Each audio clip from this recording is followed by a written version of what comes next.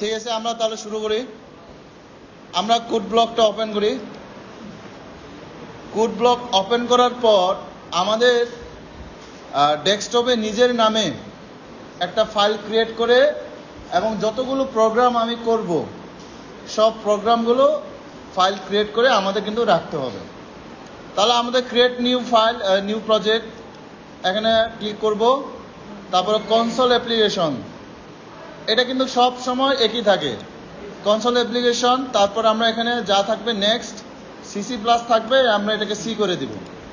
তারপর এখানে কথা হচ্ছে, এখানে মনে করি আজকে আমরা ফাইল ক্রিয়েট, আমরা আজকে ফাইল ক্রিয়েটটা করব, যে ফাইল ক্রিয়েটটা করে কীভাবে, তাই না? File create. এরপরে এই যে এখানে দ্বিতীয় নম্বরে এই 3 ডটে ক্লিক করবা।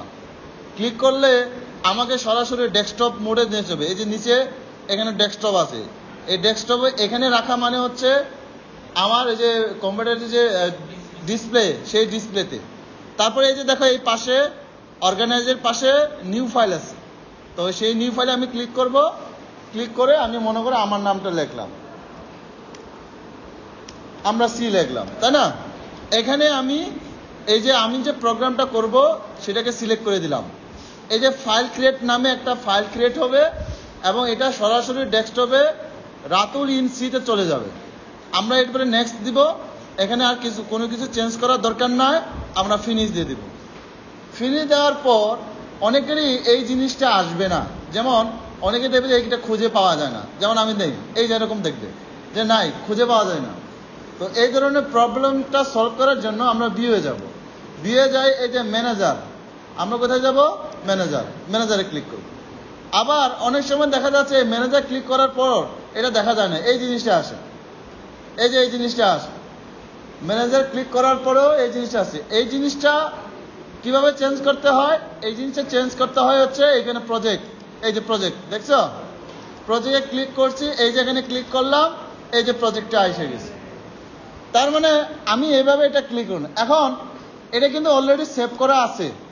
এই যে এখানে আবার ধরো এখানে কিছু লেখার পরে আমরা এখানে এই জায়গাটা ক্লিক করব, সেভ করলাম।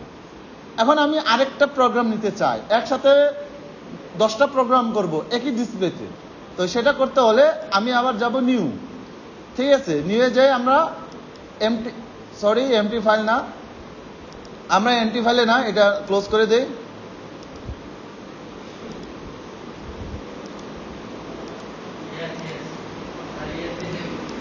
হ্যাঁ,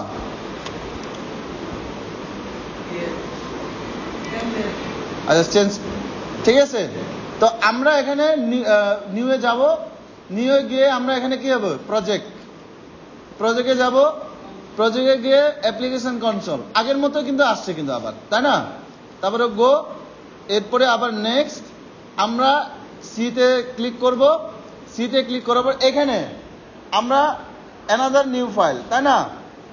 অ্যানাদার নিউ ফাইল, আমরা আরেকটা প্রজেক্ট করতেছি, অ্যানাদার নিউ ফাইল। তাহলে আমরা এটা ক্লিক করব, আমরা এটা নেক্সট দিব, নেক্সট হয়ে গেছে। এখন দেখো তো এই যে ওয়ার্ক স্পেসে file create another new file দুইটাই আসছে না? এই যে এটা হচ্ছে আরেকটা প্রোগ্রাম।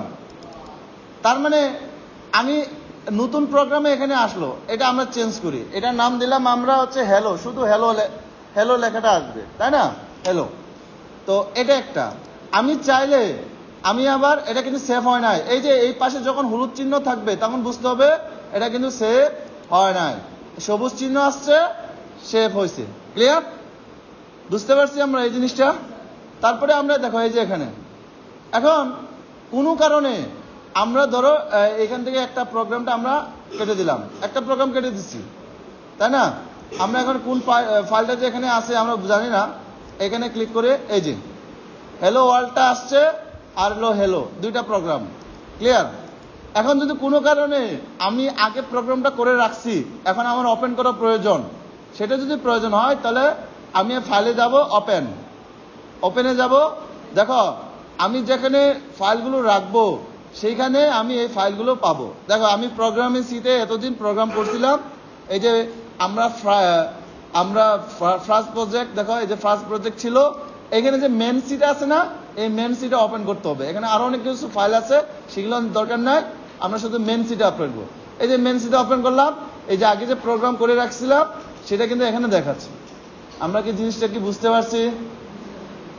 তার মানে এখানে কয়টা প্রোগ্রাম দেখাইলো? এই যে একটা, দুইটা, তিনটা প্রোগ্রাম আমি একসাথে এখানে কি করলাম? ওপেন করলাম। ক্লিয়ার? তো এই হচ্ছে আমাদের ফাইল ক্রিয়েট।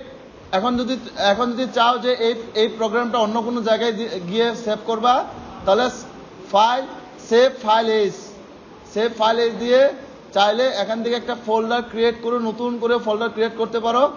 তো নতুন করে ফোল্ডার ক্রিয়েট করে আমি এখানে প্রোগ্রামটা সেভ করে দিতে পারি। ক্লিয়ার? এখন কি আমরা পারবো কিনা ফাইল ক্রিয়েট করতে? হ্যাঁ, এখানে যারা আছে সবাই কি পারবে? ঠিক আছে, গুড। তাহলে আমরা এই ফাইল ক্রিয়েটটা অফ করে দিই এখন।